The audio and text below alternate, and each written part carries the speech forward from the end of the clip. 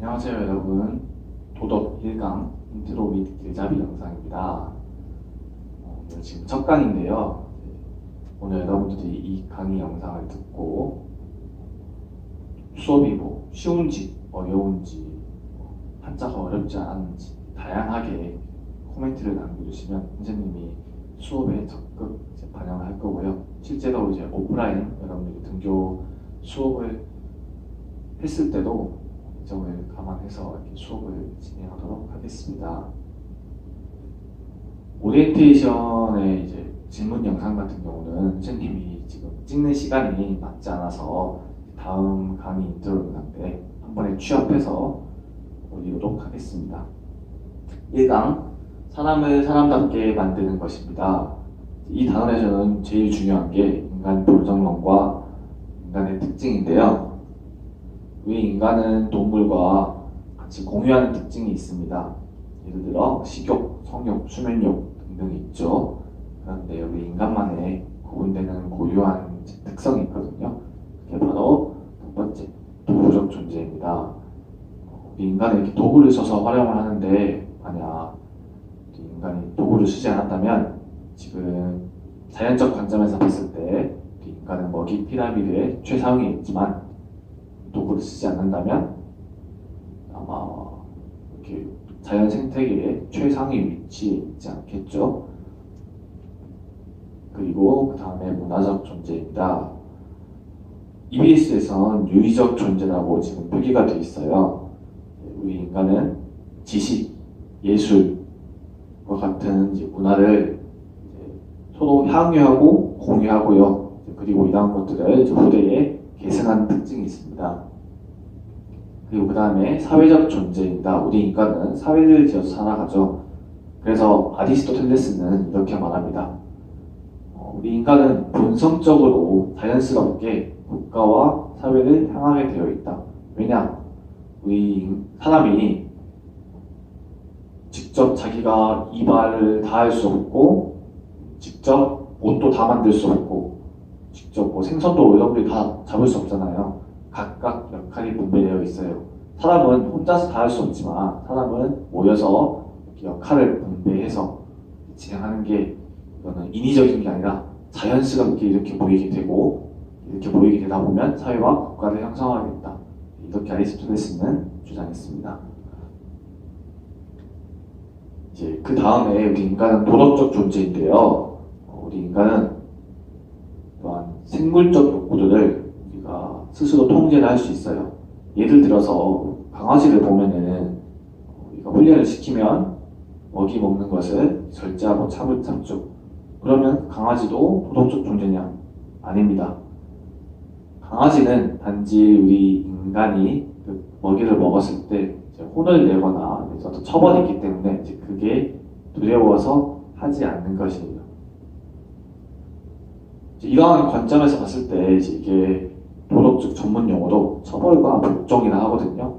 그런데 여러분들 또한 부모님이 무서워서 선생님이 혼내니까 단순히 그래서만 하면 안 되고요. 그거는 외부에 의해서 자신을 통제하는 것이에요.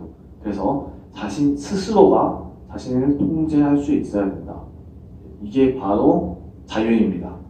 그래서 칸트는 우리 인간은 필연적으로 중력과 같은 어떤 이러한 자연 법칙에 종속되어 있지만 그렇지만 자유를 가지고 있기 때문에 이성적인 판단을 통해 이러한 행동으로서 우리가 극복할 수 있다.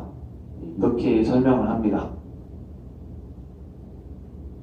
그리고 이제 교과서에 정신적 가치의 추구라고 나와 있는데 우리 인간은 어떤 진리, 즉 학문 탐구할 때 이러한 진리라는 정신적 가치가 있고 그리고 그리고 봉사나 어떤 선행을 했을 때 또는 잃어버린 물건들을 찾아주거나 했을 때 우리 뿌듯한 감정을 느끼죠. 이때 그리고 아름다울 되게 미적적인 아름다운 예술을 우리 추구하죠. 그리고 결국엔 이런 궁극적인 인간성, 성스러움을 추구한다. 이러한 인간의 정신적 가치들이 있습니다. 그리고 이제 이 내용은 제일 중요한 내용인데요. 인간 본성론은 우리 고등학교 가고 나서도 쭉 다룰 내용이고 중1, 중2 계속 나오는 내용이기 때문에 여러분들이 지금 나오는 학자들은 잘 이렇게 알아두셔야 됩니다. 우선 인간 본능론 오늘 다룰 내용은 크게 세 가지가 있는데요. 이제 이 이론은 중국 춘추 전국시대에 나온 내용입니다. 이때 당시에 중국이 매우 혼란했어요. 나라가 분열되고 하극상 반란이 그냥 팽배했던 시절이에요. 이제 그러다 보니까 이러한 혼란한 시대를 극복하기 위해서 노력한 사람들이 많이 있었죠. 그리고 그 중에서 도덕적인 인간다움을 처음으로 구체적으로 제시한 사람이 바로 공자입니다. 그리고 이제 이러한 공자의 학설들을 이제 후대의 대사들이 더욱 발전시키게 되는데요. 주로 공자는 인과 의, 예와 지를 주장했어요. 이렇게 인의예지를 주장했는데 맹자는 이 중에서 인과 의를 강조했고 후대에 더 순자는 예와 지를 이제 강조했거든요. 그래서 지금 우리가 처음으로 만나볼 학자는 바로 맹자입니다. 맹자는 성선설을 주장했는데요. 성선설은 인간은 본성적으로 착하다. 바로 이런 주장입니다. 그래서 도덕적 행동은 자기 마음속에 저절로 움직이는 정감에 따라서 행동하는 것뿐이다. 이렇게 맹자는 주장해요. 그런데 도덕이론은 단순히 주장만 하면 안 되고 주장에 대한 근거가 뒷받침되어야 됩니다. 그래서 맹자는 이러한 성선설의 근거로 사덕이 인간에게 있다고 말합니다. 이 네 가지 덕은 인과 의, 예와 지를 말하는데요. 그러면은 누군가 이렇게 묻겠죠. 인의예지가 우리 눈으로 볼 수 있는 게 아닌데 어떻게 확인을 하냐? 바로 그거에 관해서 사단, 즉 네 가지 단서를 말합니다. 바로 이 사덕과 사단, 여러분들이 잘 알아두셔야 되는데요. 그래서 이는 무엇으로 볼 수 있냐? 측은지식. 우리 어린아이가 만약에 물에 빠지려고 해요. 그러면 여러분들은 어떻게 할 거예요? 아무 관계없는 아이를 할지라도 여러분들은 구하려 하겠죠. 왜냐? 우리 인간은 본능적으로 남에게 어떤 측은한 그런 공감 능력을 가지고 있기 때문이죠. 그리고 그 다음에 의가 발현된 수호지심이 있습니다. 이 수호지심은 나쁜 것을 미워하는 마음인데요. 우리 이번에 엠번방이나 연쇄살인마 이런 뉴스들을 보면 여러분들 막 화가 나죠. 선생님도 매우 화가 나는데요. 이런 뉴스들을 보면. 그래서 우리 인간에겐 의가 있기 때문에 이러한 수호지심을 통해 나쁜 것을 미워합니다. 그리고 그 다음에 얘는 사양지심을 통해 나타나는데요. 윗사람은 아랫사람에게 겸양하고 이렇게 잘 가르쳐주고 이제 이런 마음이 있고요. 또 반대로 우리는 부모님께 효도하고 좋은 게 있으면 드리려고 하는 이제 그런 마음이 있다고 맹자는 말합니다. 그리고 그 다음에 마지막으로 지입니다. 이 지는 12지식으로 나타나는데요. 이것은 옳으시 그를 비입니다. 그래서 옳고 그름을 우리는 구분할 수 있는 능력이 선천적으로 인간에게 주어져 있다고 해요.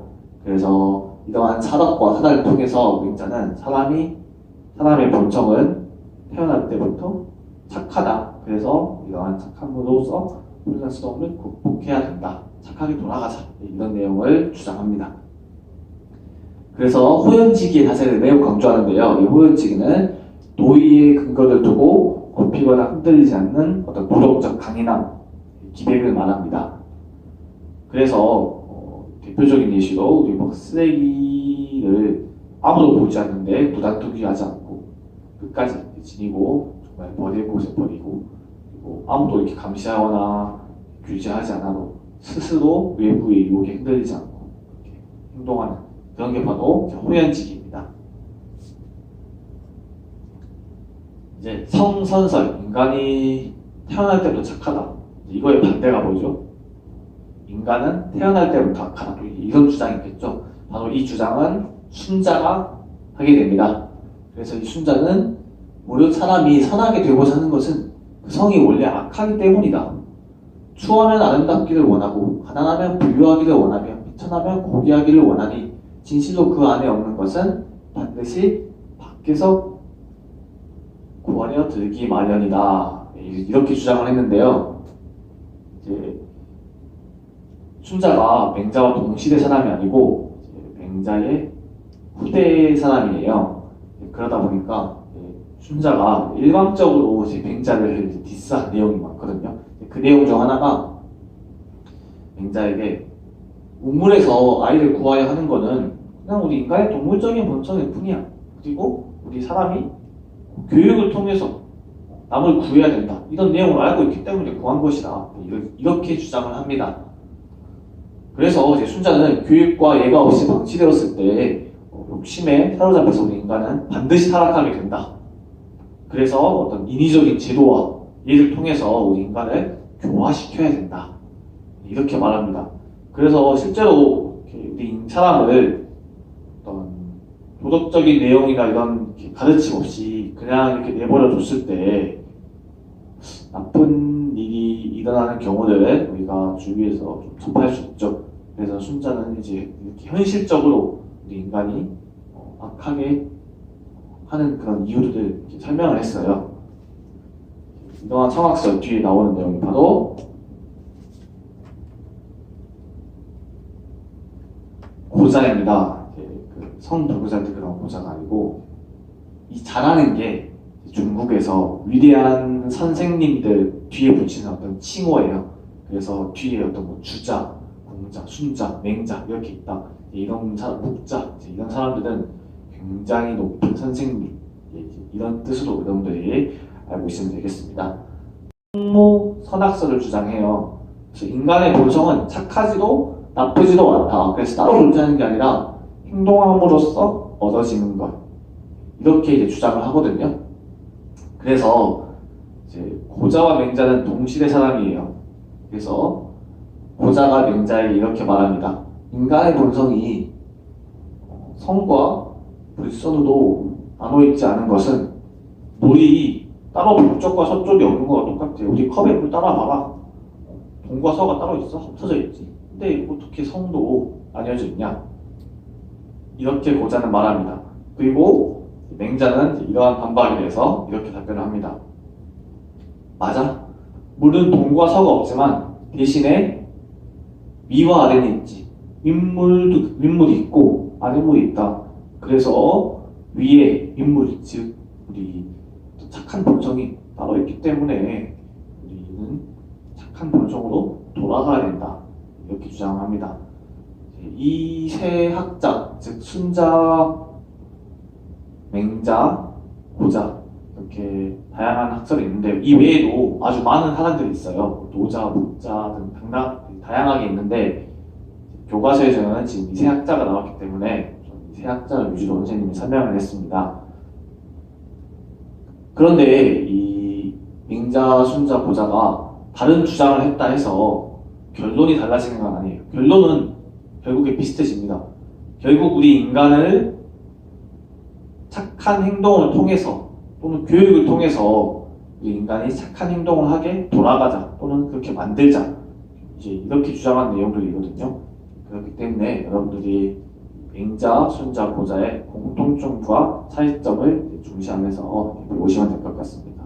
네, 이상으로 1강 인트로 및 길잡이 영상을 마치겠습니다. 감사합니다.